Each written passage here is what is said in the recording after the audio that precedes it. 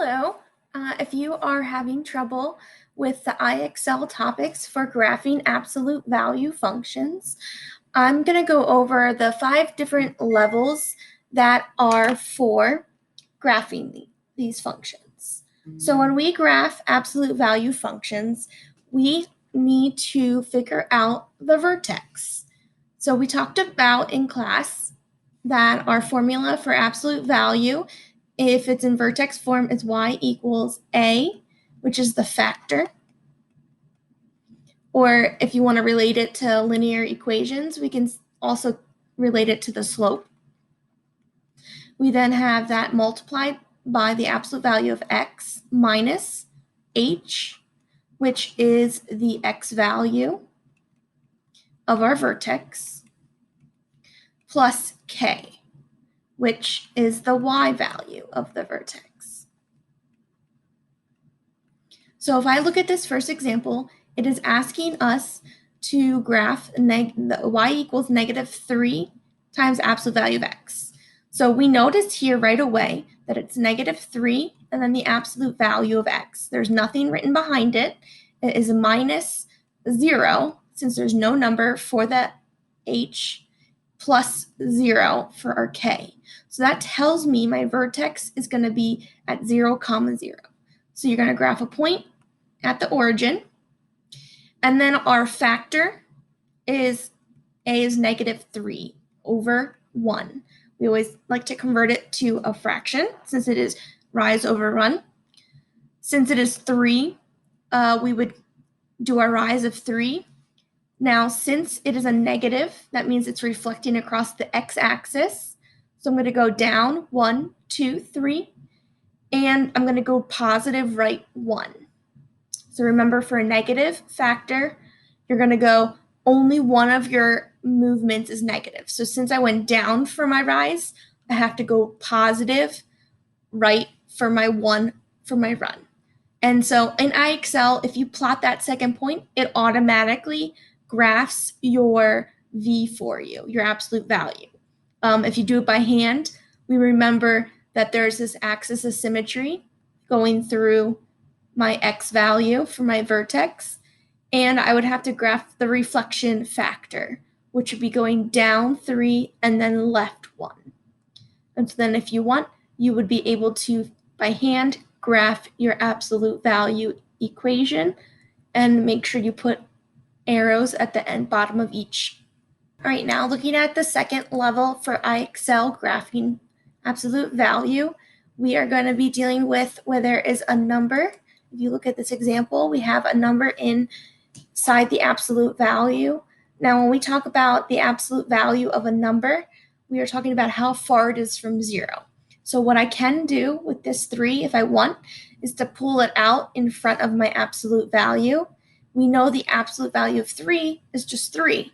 So I can rewrite this and say that y equals 3, the absolute value of x. Now that it's written like this looks just like level 1 type of problem. We have no hk written, so that means our vertex is at 0, 0. So I would graph a point at 0, 0. And then my factor is 3. And since it's a natural number, I can just put it over 1. So I'm going to do my rise of going up 1, 2, 3, and right 1. And then if you were graphing this by hand, you would go up 3 and then left 1. And then that would show you the direction of your absolute value equation. Level 3, we have y equals, there is no number written for our a, our factor, so I assume it's 1. And then it's x minus 1, and there's no number in the back, so I can assume it's plus 0.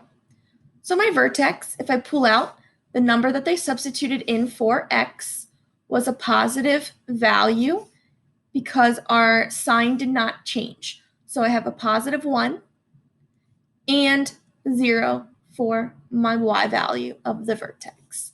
And then our a is just 1 over 1. So my vertex, I'm going to go right 1 spot on my x-axis, and I'm going to put a point because that's 1, 0. And then at that point, our slope or our factor is just 1 over 1. So I'm going to go up 1, right 1. Go back to my vertex, and I'm going to go up 1, left 1. So now I have my shape for my function. And you would be able to graph it with a ruler. Or if you're on IXL, it graphs the lines for. At level 4, we see they have a couple more numbers here now. We have our factor of -2. So I can put that over 1, so that's just an integer.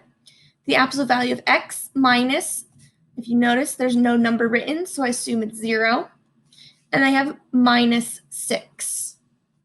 So my vertex, the x value for my vertex is 0 since it wasn't written inside. And then the y value of my vertex is -6.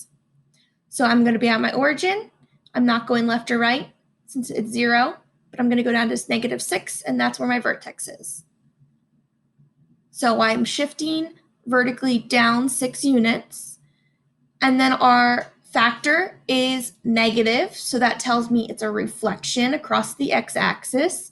And we're going to fall 2 spaces, and then we're going to go right 1. And then go back to our vertex, fall down 2 spaces, and then go left 1. And that will make the V shape for our absolute value. Examples in IXL for this topic, we have our slope, our factor is not written in front, so I assume that it's going to be just a 1 over 1. And then we have x minus a +3. So our +3 is the vertex for the x coordinate. And then it's plus +3. So that's also my y value for this coordinate. So my vertex, I'm going to go right 3 and up 3. And then our slope is just 1 over 1. So I'm going to go up 1, right 1. Up 1, right 1. Continue that forever. And then do the reflection factor. So I'm going to go up 1 and left 1. Up 1 and left 1, up 1 and left 1, up 1 and left 1, and so on. And that's how you graph. We're going to look at level 6. And if we look at this, we notice they have a value for the factor. Our factor here is -2. So since the factor, I'm going to put it as a fraction, rise over run. The number that they plugged in for the x value for our vertex is +6. And the number they plugged in for the y value of my vertex is +1. So when you go to your origin, you're going to go right 6 units and up 1 unit.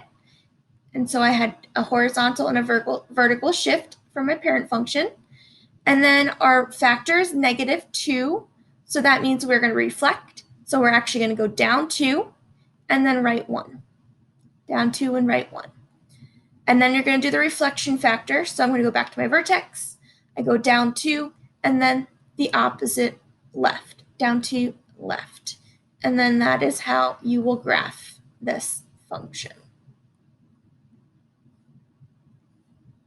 Now remember, if you are doing this in IXL, it will graph your arrays for you.